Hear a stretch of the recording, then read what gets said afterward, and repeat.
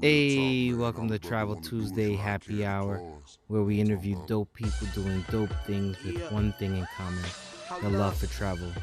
We have a great guest lined up. Grab a drink, stay tuned.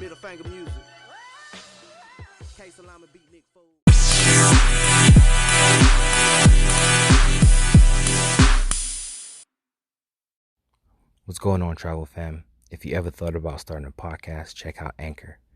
Anchor is free. Anchor will provide you tools to record and edit your podcast from your phone or your computer. Anchor will also distribute your podcast to multiple streaming platforms like Spotify, Apple Podcasts, and many more. You can make money from your podcast with no minimum listenership. Everything you need right in one app. Download the free Anchor app or go to anchor.fm to get started. Back, super humble dude. You got the triple SO hat, you got the mug on, you got the colors and everything, looking like a straight Neo in these streets. So tell us who you are, what you do, brother. You gotta see what it says, though. Yeah. Oh, yes, sir. So tell us who you are, what you do. What's up, everybody? This is Pastor Keenan Jackson, pastor of the Sharon Baptist Church in the Bronx, New York. That's about it. Okay. So what got you into travel in the first place, good brother? I missed out on a very good opportunity when I was in 8th grade. I was in Latin. I had a Latin class. I was there for 2 years. I was one of the outstanding students. And I was supposed to go to Rome in 8th grade. And I did a foolish thing, which was not doing my work. So do your work if y'all watching. I didn't do my work. I failed, I think, one class or something like that. All right. I feel like one class or something like that. And the stipulations were that you had to pass all your classes in order to be able to go. The hard part about that was I raised the most money. And all the money I raised with the help of my father and my family had to go to somebody else that actually went. So that was that. But honestly, what got me into traveling was twofold.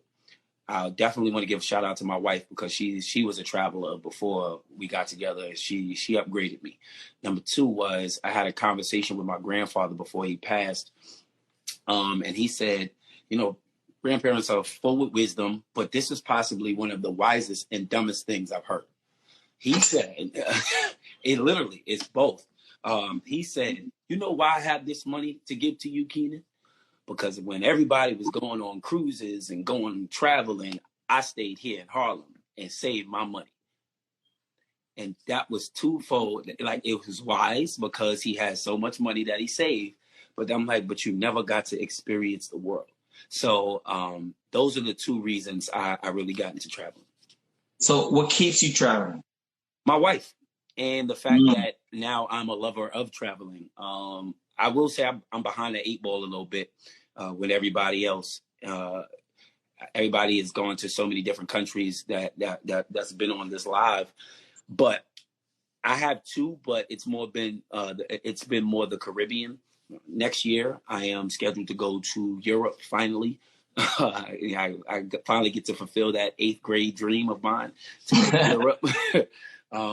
And so I'm very excited about that. And we're actually going for my parents' 45th wedding anniversary.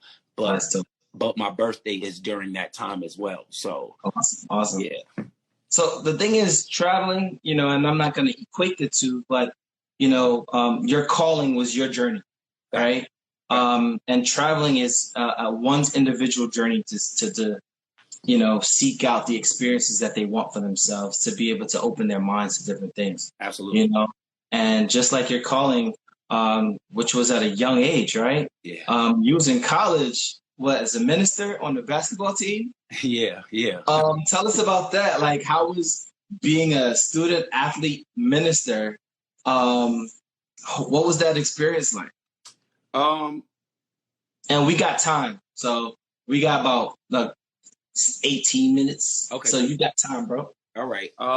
Being a minister on a basketball team is like being a person on a basketball team. It's really no different. I get mad just like everybody else gets mad. I do my best, even though I have a smaller frame. I try to bully my way to the basket as much as I possibly can. I don't have it. I mean, I try to show good sportsmanship as much as possible, but I have no friends if you're not wearing the same jersey as me. I can tell based on your battle raps. Oh, we're gonna talk about that too. All right, go ahead. Let's do that. Yeah, let's get that in. Let's talk about that in a few. But yeah, basketball. Being in school. So when I met you, or when I found out who Atomic was, I was told to fear that man. That man's I don't know. Look, we gonna bleep that out. We don't know what he's talking about. We don't know. that was years ago. So, exactly. So what is going on with this? Hold on a second. Make sure this thing kind of bugging. Yeah. So I was told to kind of watch out for Atomic whenever you see him, and I was like, okay, cool. I'm gonna do that. I'm gonna watch out for him. So when I did that, I was in school, and I was basically seeking to be a member of the Omega Psi Phi Fraternity Incorporated. I was at a small school north of Philly, north of Pittsburgh, and it was easy for me because I've always been in church, but church has not always been in me, if that makes any sense. Yeah, I was born and raised in church, so I was basically like, I've always played basketball. I started out with baseball, but I always played basketball. And finally, it was just like, so to me, it's like riding a bike. It was like anything. It's like breathing, honestly. Forget riding a bike. It's like breathing. Second nature.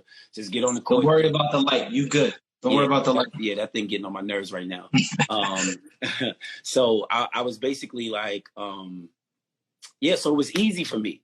What was not easy for me was actually being in a place that was so heavily populated with Caucasians. So we gonna get to that. So yeah. Let's jump into it. Let's jump into that, right? With COVID-19, people having time to sit down and actually pay attention to what's going on. Let's talk about that story, right? And let's bring it into that. How was your? Because I went to PWI, right? But we had my school versus your school. We had a nice close knit group of colored folks. You know what I mean? Which once you go north of Pittsburgh, it's a different country. Yeah. You know what I mean? So talk about that.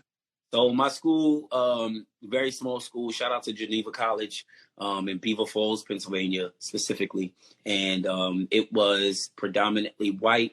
And when I say predominantly white, I don't mean predominantly white like the University of Pittsburgh. I mean predominantly white, as in throughout the entire school. I can only remember seeing probably 40 blacks on a regular basis. And that might be generous because I just said regular basis. So regular basis, probably 25. But all in all, I would see about 40 on the campus. So it was very, very, very difficult. And being on a basketball team with one other person two other people who were black, I think, at one point. And then they kind of like quit the team because they saw how they were being treated. They were like, it was really difficult. Now for me, I was a standout, so I got the playing time. I got all that, I started, and I actually came in the middle of the year, and they asked me to play for them. So I booted somebody out of the starting lineup just because they wanted me to play. Wow. Yeah, so it was a difficult thing, and I'm thankful for Geneva because I have my credentials. Got my bachelor in arts and biblical studies, but that's about it. I could care less. I could care less about anything. So fast forward to now, right? Like, as a man in the community, as a pillar of the community, someone who is responsible for making sure that the souls are going in the right path, and you're setting an example. I want to talk about two things. First, I want to talk about how are you dealing with Corona and the current civil unrest within your community. And the second thing, which is I think is super dope of what you do, which is the rap battles, right? Okay. You have some dope biblical punchlines, and I really want to make sure people understand this. You know what I mean? You're not giving your just due all the time. So, let's go to one and then go over to the other. All right. So being a pillar or trying to be a pillar in my community, it's very difficult because I'm speaking. So I'll stop you there, right? You're not trying, right? So at the end of the day, you are a leader of your church. You're a leader of your community. I want to make sure that we start using terminology that we own who we are and what we do. You've once stated your woman was, she leveled you up. Own that. Yeah. You know what I mean? Yeah. She wouldn't be with you if you weren't a leader in your community. Gotcha. In previous, especially in your anniversary live, y'all went back and forth. I paid attention, brother. Your queen is everything for you, and she saw that in you. And so I brought that up specifically because she saw that in you. So right. You are a leader in the community. You are making things move. All right. Yeah. All right. So as a leader in my community, I'm doing my best to go outside more. We've been pushed out the doors anyway, so it might as well take advantage of being outside. I'm one of those guys. I'm not one of those. I hate when people say this because they actually it's actually a misnomer. They be like, "You're scary." No, it's you're scared. So I'm not. I've never been like, well. After I crossed the threshold of being scared about a lot of things, I have really yet to turn back. So I'm not really a fearful person. So I do my best to go out. I'm in the streets. I go to what are considered the thugs and, the gangsters. And I'm like, yo, what's up, fellas? I come in peace. Look, I just want to holler at y'all about X, Y, and Z. So that's me. I do that as much as possible as it pertains to this whole COVID and the plight and the zeitgeist that we're, I do my best to try to spread. How can I say this? Because I know Melanin by nature says she's Malcolm. I'm more Martin than Malcolm, but I have a lot of Malcolm in me. Oh yeah, you do. We're gonna talk about that in the next segment. Yeah. Of this question. I'm more Martin than Malcolm, but I have a lot of Malcolm in me, and I salute Martin because I could never understand how he can do such a thing. Shout out to my sister, my older sister's on Vakia Speaks. So I wanted to basically, I try to fuse the two, but peacefully. But I'm also for peaceful unrest. I love to combat folk without having to put my hands on folk. If I can do that, I will. And I'm going to do it to the best of my ability. One of the things that my dad, he was an educator. He still is educator. He made us use our words. So I have the gift of gab, but I'm also well-versed in English and Ebonics. So I am a dual threat. I can speak. I'm bilingual. So yeah. So that definitely brings us into the next stage, right? Another stage of you that I was just thrown off. I was taken aback by. You own the stage when you go up there, right? You're a little bigger than life. I read some of the comments. Some people just don't give you the just due when you go on. But talk about what gotten you into the battle life. And, I don't want to call it Christian battle, right? Because you're a very intelligent man and thoughtful in your words. Okay. It just happens you use the word of God to kind of just annihilate people. You know what I mean? So talk to us about that a little bit. Yeah, I've always loved rap. I grew up in a hip hop culture. I am a Harlem boy, Harlem bred, the best place to be from. I mean, if you weren't born in Harlem, I apologize. It's not your fault. I've always loved rap. And even when I didn't understand it, I used to try to make up raps when I was little. And my sisters still joke on me today for my first rap. My first rap went like this. Big Daddy Kane, Sesso Banya, so the water can't hurry. No one knows what it means. I never will understand what that means. But that was my first rap ever at the age of probably like 3, 4, 5, something in that ballpark. But, I love English. I would love to be a English teacher in the future. But that really arrested my attention. And once I started attended English classes and actually loving it. I did poetry classes. I was in a Shakespeare class, and I just love words. And I do my best to try to make things make sense, and also try to, as you the word you use, annihilate you by tearing you down, but also lifting you back up. Because sometimes in battle rap, all somebody wants to do is tear somebody down. I don't really want to tear you all the way down unless I'm building you back up in some way, shape, or form. So, that's how I did it. And then I got into it because I always loved rap. I started rapping non-Christian when I was in high school. But as my life changed, I kind of did a little bit, had a eureka moment. And I said, you know what? I can do this, and I can make some metaphors, similes. I can do some wordplay and all that with biblical references. And it's been working out so far. Yeah, I mean, you have this method, like by the time you get to each round, you're kind of, you take the process of breaking the person down just to spiritually lift them up towards the end. Is that like strategic in the sense where you're like, look, I'm going to destroy you first round, second round, I'm going to make you my brother. And then the third round, if we even get there, I'm going to introduce you to God type of scenario. Yeah. And most of my opponents know what type of time I'm on.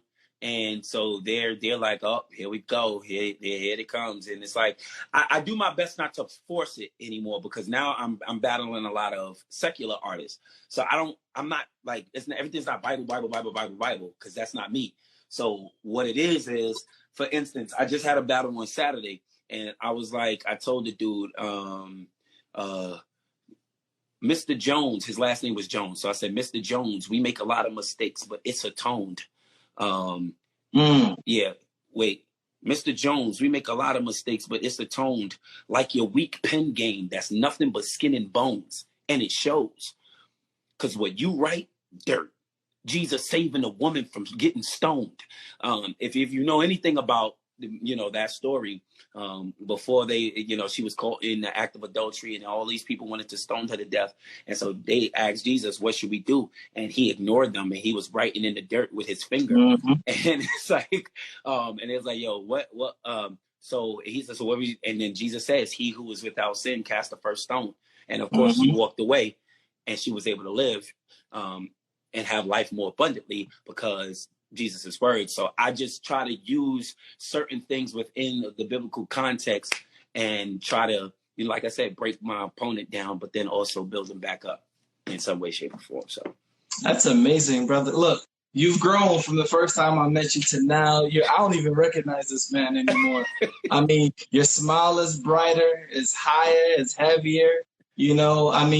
I think I thank your lady for this. I appreciate her so much more now. But no, brother. When she wakes up, and she works at night, so when she wakes up, I'll let her know. But give us a tip, for those that are looking to get into traveling. I know you're driven by a missed opportunity. Yeah, definitely. That's a perfect thing. What's a tip that you would give people to get them to start traveling? All right. My tip is find a place that you like a lot and make that your staple travel. That's number one. So mine, for instance, is Canada. I don't know what about Canada I love, but I absolutely love Canada. So I'll just, I'll drive. We'll drive right up to Canada because, I'm in New York, so it's not that far. Drive to Canada, Niagara Falls, Toronto area, and we'll just chill there every year. But then go somewhere new, please. It's this globe, this world that we live in is so vast, so big, so magnanimous that it's impossible for us to see everything, even if we visit every country. So just keep going to some place new so that you can experience this wonderful thing called earth. And that's really my tip. Do have a staple and then go somewhere new at least once a year. And if you do that, I think that you will enjoy this thing that we call life.